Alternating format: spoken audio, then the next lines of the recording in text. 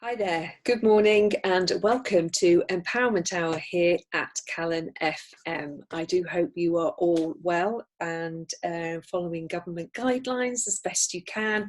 I know I'm doing that as best I can. And my guest, anyone who was listening last week will know that I have the same guest this week. We're doing 2 weeks together, is Clesia Mendes. Good morning. Good morning, Denise. And how are you doing with your government guidelines and following them? I'm following the rules. I'm following the rules, and I recommended the people to do the same. Yeah, because we actually don't know how this is going to turn out, do we? So We don't. I Yeah. hope everyone's doing their best with this, no matter what that best looks like. If it's your best, it's your best. hmm So how's your week been? It feels like only yesterday I was talking to you, not a whole week gone by. Yes. Interestingly enough, has been a busy week from home, right? Yeah. The last time we were together. So what did I do? On Sunday, I had my first mentoring group call. So that went amazing, went really, really well. And then I spoke about the Toastmasters, that is the public speaking club. And it turns out that a few days earlier, I had attended a Toastmasters meeting online into a Nigerian club. And then one of the attendees, that was the vice president of education of their club, asked me if I would could he attend our meeting in Chester, online, everything online. And I said, of course. And then the president also wanted to attend. So what I did do, because I had been invited to attend a different club as well, because he needed my knowledge right there. So I invited the vice president of education for my club, the president to a different clubs. So I was there. And I attended the third club with the president. And it turns out that I did what is called the table topics. For the people who don't know, table topics is an impromptu speech that takes up to 2 minutes and is in answer to a question that it has been asked of you in the moment. So you have to think on your feet pretty quick. Ooh, what was your question? Oh, my question was about my upcoming book, and I'm not making this up. It was Okay. beautiful, right? So they were saying, imagine that you are launching your new book, and your new book is about emotions and how to destroy them. How do you tell your audience about your book? So I just went with it, and I won the best table topic award for that. So that was a lot of fun. And then by the end of the meeting, I was invited to attend another meeting, still online, but this time around for a Greek club. So I've been doing an international tour from my home. So I've been busy. I've been busy. It's interesting, isn't it? So these people that you're meeting online, would you have met them if this had never happened, if we weren't in this lockdown situation? Absolutely not, because usually Toastmasters is a presential situation where you go to the club in person, and usually you see the usual 20 to 50 people in a club. So if it wasn't for the pandemic and people have to adapt really quick and go online, these type of opportunities would not have arisen. So yes. I can see you now traveling, and as part of your journeys to Greece, to Nigeria, that you will book in some time to go and meet the people that you've met online. That is possible. That is possible. We never know how things turn out. So yeah. And your mentoring, how did that go? You just mentioned that you did the first one. So how big So is the group? So right now I've got two ladies. So it's a group of three. It's an intimate group, and it went really well. One of the things that I've noticed is because they, as I said, they do. The two of them have a scientific background, but they are from different, slightly different ages and different work experiences. One of them is a managerial level, and the other one is not. And I was wondering, how could I bring us all together? You remember the conversation we were having about bringing the best to the table, Yeah. right? And how can you bring your gifts to the table? So I was looking, how could we bond? And it went really well. It worked really well. So that was one of the comments that one of the ladies did. It was like, oh, she told me, our one-to-ones are great, but I could not foresee how powerful would be to get into a group and Yeah. talk about public speaking and how to move our careers forward. Yeah, I think a lot of people think often that they have to have one-to-one, and actually so many more ideas and energy can flow way more when it's actually more people involved. Yes. Yeah, I get that. I understand that. Um, what I'm going to suggest we do this week is that we have slightly shorter sessions. We just love talking to each other so much I that know. we had quite long sessions last time. We're going to take a break now, and we're going to come back. And what I'd love to find out about, and I know that you've looked into this a little bit, for those of people who don't know you, you are Portuguese initially, and you came to the UK some time ago. And actually, I asked you what was happening in Portugal last week. So this week we're going to find out. So after this break, we're going to find out what's going on in Portugal with coronavirus. Hi there, welcome back. This is Empowerment Hour with myself, Denise Oliver, and my guest, Clesia Mendes. And the coronavirus situation continues. I hope as many of you are following the guidelines, because actually we don't know what else to do right now. We've never had this situation before. I know that for me personally, I am ready to start stepping out more. I actually stayed isolated for quite some time because that's what felt right for me. But now I know that my body and myself are ready to get out and use our hour every day to be outdoors way more than I was doing. So, Clesia, what's happening for you with that, and what's happening in Portugal? Okay, so for me personally, I've been following the guidelines in the sense of going shopping once a week. I haven't been going out every single day. It is true. I've been kind of being protective. I was like, I quite enjoy being at home and attending these international events online. So it's working well for me. Now, in terms of the question, what we spoke about regarding Portugal, I did get more information.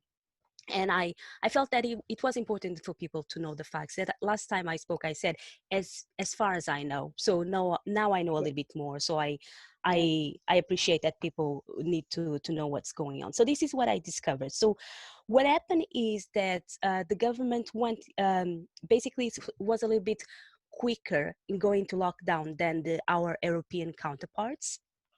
So by the 16th of March, the schools and universities were closed, Right. and Portugal moved into lockdown then. Now I spoke with a Portuguese colleague only a few days ago, and he told me that they are exiting right now. So they are in a staggered exit. So more shops and more schools are opening up, but they are still in the early stages. And as of today's figures, unfortunately, 1,126 people passed away of COVID-19. It is sad. Human life, the loss of human life is always sad. But one of the things that we did mention, by comparison to our neighbor Spain, that our loss was smaller, potentially because the government was swift in taking measures of closing down pretty quick. And I guess that in the early stages, it was controversial. Many people may be thinking that they were overreacting, but I guess it was the best thing to do with the information they had at the time. And it seemed to have worked. I mean, that's it, isn't it? It's the information we have at the time. No one truly knows exactly what to do with this. And there's a lot of contradiction as well out there. Even doctors contradict each other as to whether we should all be out there. And it's no different to flu anyway, or what, I don't know, except that it's not. For me, it's a worldwide, if you want to call it a flu, it's worldwide. And I think that, just from my point of view, makes it more dangerous, because it's not contained in one particular area of the world or in one particular country. And I don't know how much international travel has played in that. There's so much that needs to be looked at and unraveled. And I'm not a statistics person. I'm not someone who particularly looks at the numbers. I'm more of a practical person. How is this going to affect me? How is it going to affect my family, my life? And I look at it from that point of view. So I listen in, I take the information, and then I use that information the way I know it's going to work for me. My husband's carried on working. He's a doctor, so he's carried on going in. And oh, bless him. So he's one of those that are getting a clap every single evening. He's not frontline. He's works in industry, so he's partly. There's a lot of worry for people who have underlying health conditions, so heart conditions, diabetes, asthma, those sorts of things. So he has to take the government information and disseminate that and look at the person who perhaps has been off sick for other reasons, and then they're concerned about coming back to work because what might that mean for them with this virus. So he's got a lot of that going on, and for me, I'm more concerned that I keep myself as healthy as possible and my family, so that when we do get back out there, that our immune systems are as healthy as they can be. And if we do show signs of catching a flu-like virus, and I know for some people it's been devastating, the death toll is one thing, but the number of people who have had this virus and have been completely knocked out with it, and it's going to take them a while to build their strength up, has been, wow, something I've never seen before. And then we've got to consider all those with the underlying conditions, and what are they going to do coming back into the new norm, and we'll talk about that a bit later. So how are your family in Portugal? How are they doing? My family is fine. Yeah, knock on wood. So they are all well, which is, and I guess it's one of the reasons I didn't know much about the overall. I didn't have a vision of the entire country in terms of Portugal, because I'm kind of more focused in my family. It's like, how's the family? They're good. Okay, good. Yeah. If they're good, I'm good. So Yeah, and it's good. You start to breathe a sigh of relief, don't you, that your own Yes. family is actually okay, and it's like, I can get on with my life, knowing that everything's all right. And it's a very strange situation, because if there was anything going on, if there was anything that wasn't okay, would you even be able to get out to them?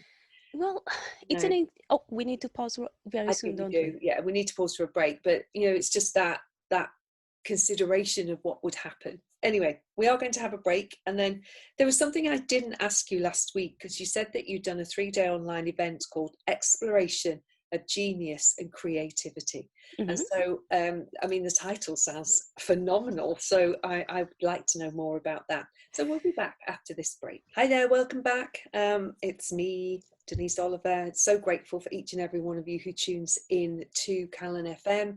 So grateful to the station editor. I actually don't think that's her full title, but Amy, you're doing a brilliant job keeping the show on the road, predominantly working from home, and then putting all these shows together for those of us that are doing the online recordings. Thank you so very much. And thank you to my guest, Clesia Mendes. And Clesia, right now we are going to talk about exploration of genius and creativity. Woo! Tell me more. Yes, so exploration of genius and creativity, that is a description of the course. The course was actually called the Genius Catalyst Intensive. Ooh. Dun, dun, dun. Wow, grand title. I like it. I know, right? Yeah, that is a preview of coming attractions. And and oh, bless you. And Right, excuse me. and it was unique in several ways, in the sense that the original event was supposed to be in person, because the main facilitator lives in the United States, and it was due to travel to London. But then we had the lockdown situation, so we had to adapt pretty quick. So one of the things that I thought would happen is that you would postpone it to September, potentially, because we don't know if we'll be able to travel in September, but we assume. But he did something better than that. He emailed us all and he say, I know you've been worried about the event, and as you were thinking, I'm going to postpone it to September, and I'm going to do an online version now, that we were supposed to have the event in April, from the 17th to the 19th of April. So we had the event online, and it was amazing. And he's like, I use the word amazing a lot, I recognize that, but that one was beyond amazing, just to give you an idea. And what was so amazing about it is that, as I mentioned in the previous show, I have invested a lot in personal development and professional training. And my preferred method of learning is what is called experiential business training, where you go into the event, and the way the training is constructed is immersive, and you get the insights you need to get within the context that you want to learn. What do I mean with that? Let's imagine that you want to learn about business, right? So I used to attend a training company where for 3 or 4 days, all we did was games about business. But it's not just a board game. We had music, we had costumes, we were totally immersed in the content, and we breathed and spoke, and it was all about business. So after you leave the event, it's not some sort of what people call like self-help. Some people call it shelf help. It's not something that you put the manual in the shelf. You've learned everything you need to learn already, so you can go and apply in the real world. So back to the Genius Catalyst Intensive, I was asking myself, how can they create that sort of experience online? It has never been done in my awareness, and I like to be in the edge of new trainings, and they just blew it off the water. It was incredible. So can I ask, who you talked about, a person who was going to come to the UK? Who was that person? Yes, the person that was going to come to the UK is a gentleman called Neal. As far as I know, he has written so far about 6 books. He's in the verge of writing his 7th book. And one of his most famous books is a book called The Inside Out Revolution. Inside Out Revolution by Neal. So I came across his work mostly because he was the mentor of one of my mentors. So, yeah. So I was like, oh, he came highly recommended. Yeah. Yeah. So I don't know, because I spent 3 days in it. Is kind of, I don't know what would be useful, helpful to share So with. let me ask a question. What was the aim of the 3 days for anyone who was attending? Okay, so the aim of the 3 days for anyone that was attending really was how to get an embodied understanding of how creativity and genius works, right? And if I were to, that was the core, the way I see it. But one of the things that got me from the beginning, when he was talking about being a catalyst and what does a catalyst mean, and I think that comes from chemistry. And the way he was explaining is that being a catalyst is something that causes a reaction but does not get spent in a reaction, right? I don't know if you ever met a person that you have a conversation with them, everything changes in your universe, and they just go out, keep living their life oblivious to what just happened. Yeah. And access what you do right now is pretty much like that, right? Yeah. I was like, oh my God, my world changed. I was like, yeah, it was just being me. Yeah, cool. Let's take, at this moment that you're saying all of this, let's take a break. And then what I want to come back and find out is what changed for you in this. Because 3 days, it can seem like you can come away from a 3-day event and think, oh, I'm still the same person. That's fine. And like you say, you can shelf everything because you're just moving on with your life. But if you were to actually talk about what happened for you in those 3 days, that's what I'd like to know. And what are you going to take forward with your creativity and being a catalyst? So let's take a break and we'll be back very, very shortly. Hi there, welcome back. I'm Denise Oliver. My guest is Clesia Mendes, and we are talking about, what's the course called? Is the Genius Catalyst Intensive. The Genius Catalyst Intensive. So an exploration of being a genius and creativity as well. So with this course, what were you hoping for and what actually materialized? Okay. First of all, I can't say every single time, but most times when I get into a training situation, for me, the most important thing is to have fun. Yeah. I've got a motto. If it's not fun, don't do it. Yeah, same here. Exactly the same. Yeah, it's not fun, don't do it. So that was my first thing, to have fun. That was the first thing. Secondly, I wanted to learn heaps, learn a lot. And thirdly, is to have fun. So having fun shows up twice. Yeah. So definitely, Yeah. definitely, you need to be very clear regarding your values. So I definitely got that. I had a lot of fun during the first 3 days, or the 3 days of the course. Now, an analogy that I heard that made sense to me, and it's kind of unraveling right now. Someone may ask you, okay, what have you learned in 3 days? I've learned several things. And it's not just about being a catalyst. One example that was used during the training is that, have you ever seen those videos where there is this massive domino with thousands of pieces, and then someone just stumbles the first domino and it starts a chain reaction and has several avenues and keeps toppling everything until all dominoes have been crushed and they're just in the ground, right? That is what I equate the experience that I went through for those last 3 days, because the effects, the first 3 days, you may just have toppled something and does not seem significant, but as time goes by, it keeps rippling. Yeah. Right. And just to give an example, this is from a personal experience, not specifically about this event that I've attended, but something that I've done. So last year, I did a workshop called From Babbling to Brilliant with Public Speaking. And I had about 150 people in the audience, right? And from those people, a few of those people actually went to the microphone to speak to me. I was the facilitator of the workshop, and I asked them, what would you love to get out of these 3 hours with me? What would be great? So some people came to the microphone and told me, and they told me about their challenges, aspirations, their perceived limitations. So we had a conversation. So I geared the workshop towards what they asked me, because unless people tell me, I don't know, how can I support them best? Yes. And there was one specific person that in the audience, and the reason why I know this is because she came to speak to me and she contacted me on LinkedIn, that she had a dream of starting an online academy. So basically teaching people how to speak online via video. But she was concerned, she had a dream. It was something that she carried in her heart, in her mind, whatever you see things. But she was afraid about getting out there. What would people think? Because maybe someone already did something similar. Would they laugh? How would be received? So we went through the workshop. I had the conversation with her.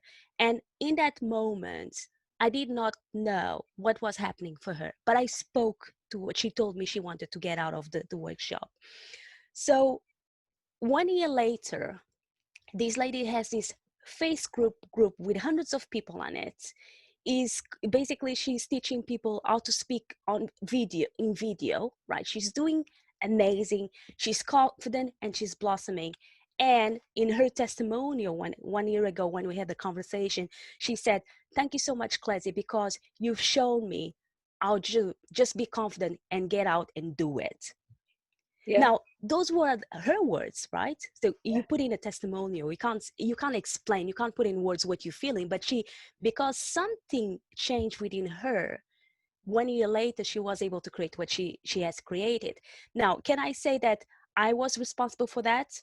Absolutely not, because she was the one who took the action, the projects, the plans, and so on and so forth. But did I have a part to play?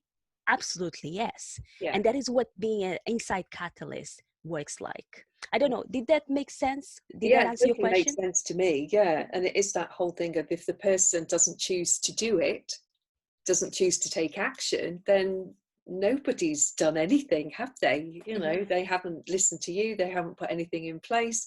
But when they do, they have to acknowledge them. And it's nice that that we get the acknowledgement in terms of the testimonials back from them, but actually they're the ones that, if they don't put the effort in, they aren't determined, nothing shows up. You know, and it's like when you think about those big domino pictures, it's as though a domino gets taken out. You can start it off, but if the domino gets taken out, i.e. that represents no action taken, the rest of the dominoes don't fall. I love that. I love that. Let's take a break.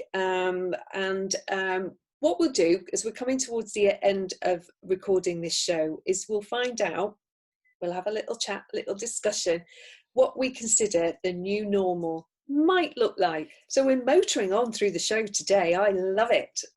So thank you everyone who's been listening so far today. And I don't know about you listeners at home, but for myself and for Clesia, we are wondering what the new normal of getting back out there, how it's going to look, because things have already changed. The high street's going to look different. We don't have Debenhams anymore. Other shops have closed, local independents, who knows what's going to happen. So Come on, Clesia, what's your new normal going to be like? Yes, this is what I would like to do. I would like to play a game. Oh, Are you in? I'm in. Okay, so the game is the I Wonder game, right? So basically, we just wonder about stuff in terms of what the new normal would look like, and then we'll see what shows up. What do you Okay, reckon? Yeah. go on then. So I'm gonna start. So I wonder what would be like to be in a shop with only two people. Sounds like bliss. Not fighting over anything. What would that be like for you? Oh, we just keep wondering. We Oh, I don't do. discuss it just yet, so we just keep wondering for now. Yeah. Yeah, What are you wondering about? so one of my wonders is, I wonder if my husband will continue to do the shopping. Because when Oh, he's gone out, because he's gone out to work, he's gone, is there any shopping needed? I'll do the shopping. So it's another oh. reason why I've not left the house. I haven't had to. So I've still got a full tank of petrol in my car. I don't even know if the car will start. I've no idea what the battery's like. So I'm wondering what my car might be like as well. Okay. So we're getting laughter, so that means the game is working. Okay. So what else are you wondering? What else am I wondering about? I wonder if I'll be returning back to the gym or if I'm getting a bike instead. Yeah, I wonder what the roads will be like then, because so many people have bought bikes, haven't they? And I wonder, the government has pledged money to create the roads different for cyclists. I wonder how many people will ditch their cars. Mm-hmm, mm-hmm. And I wonder how corporations are going to convince people to go back to the office after people experience the joys of working from home. Yeah, I wonder a lot of that as well. Having worked for myself for so long that I work from anywhere. So as long as my laptop's working, I'm okay. So thank you, laptop, for keep going. It's like, I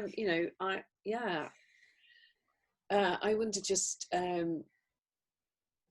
I wonder whether people will use technology less after this, or whether it has it seen its heyday, if you like, right now, because so many of us have had to use it, and will people actually want a break from it and actually go back to the office and talk to individuals, not just through a lens, not just through a screen, but actually face to face in person? I wonder how many people are desperate to do that.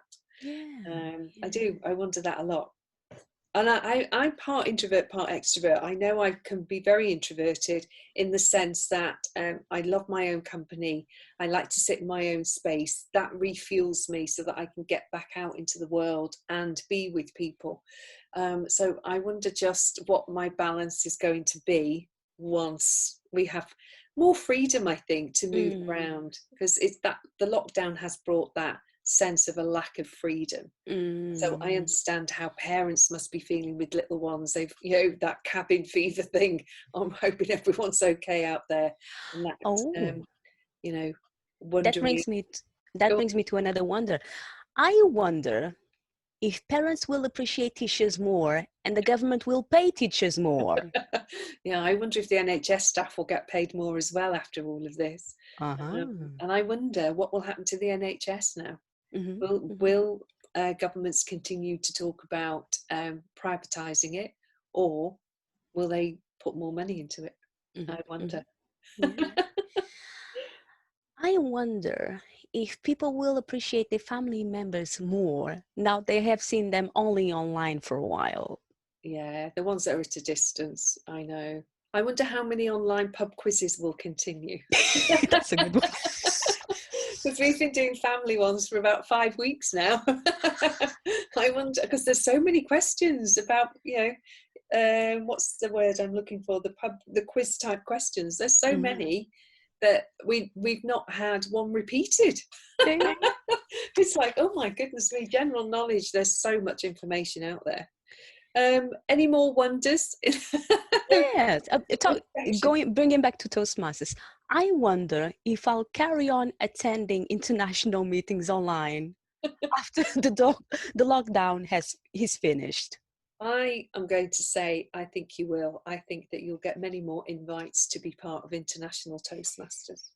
So we'll take a break, and then we'll come back with our final session of Empowerment Hour for today. This has been so much fun. I wonder when we'll do it again. Hi there, welcome back. This is our final part now, and I hope you've enjoyed today's show. So this is just a roundup of what we've been talking about over the last 2 weeks, Clesia.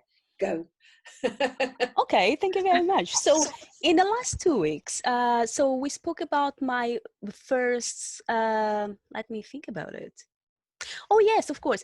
We spoke about the six-month program that I started, a 6-month mentorship program, and how well that is going. So I had my first group mentoring call only last week, and the feedback has been great.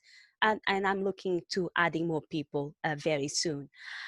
Also, we spoke about the situation of COVID-19 in Portugal. Yeah. And I brought up-to-date information. And then, Denise, what else did we speak about? I wonder, what else did we speak about? So So what today, about, you've also, last week we talked about the 33% rule, which was fascinating for me. So again, just sum that one up from last week as well. Okay, so in a nutshell, the 33% rule is that it's advisable to spend about 33% of your time with people that know less than you, 33% of your time with people that know as much as you, so that would be your peers, and 33% of your time with people that know more than you. And we spoke about also what does it entail to know less, or what does it entail to know more. And one of the things we spoke about is that knowing less could be in terms of having less experience, someone that is younger or someone that is new in the industry that you are an expert on. And someone that knows more than you could be a similar thing. They've been in the planet longer, they are older, they have more experience in terms of relationships because they have survived more pandemics, marriages, some of them divorces, having children living home. So it could be experience or career-wise. So again, it's the rule of the 33%.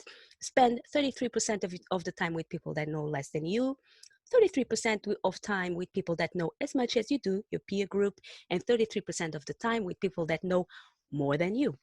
And that is the 33% rule. And then there's 1% for yourself. So make sure to make, that you stay healthy, and all of that in the 1%. And then there was the book. There is going to be a book.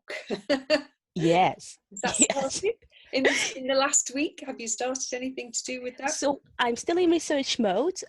So I was telling the story that I'm taking a master's of business administration, and my teacher recommended I wrote a book about public speaking because I'm always talking about public speaking, how much I love it, and therefore I'm going to write a book. So right now I am in the research mode, and I've got a template already to get things going. Oh, sounds really cool. I like that. What else have we talked about? Portugal, we've mentioned.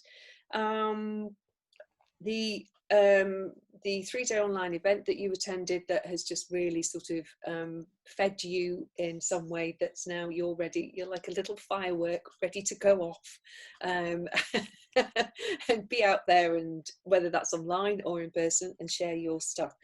Clesia, give us your contact details so that anyone who wants to find out more can do. Okay. So if you would like to get in touch, the easiest way is going to my website. So that would be www.clesiamendes.com. I'll spell that out. So it's www.Clesiamendes.com. Or if you prefer, you can go on Facebook. So that would be facebook.com/Clesia.Mendes. Or even if you prefer, just go to Google and search for Clesia Mendes, and all the entries in the first page are about me. So you'll be able to find me on Google. There's only one of you. Simply the best. You simply are. That's amazing. Thank you so much for giving your time to record 2 shows with me. I really appreciate that. Empowerment Hour is way more empowered because of it. So thank you so very, very much. Thank you everyone who's listening. Stay tuned to Calon FM. We appreciate you, each and every one of you. And I look forward to being with you next week. Thank you, everyone. Bye, Clesia. Bye bye. Thank you for having me. Oh, thank you for being here. It's been amazing. Thank you so very much. Bye for now.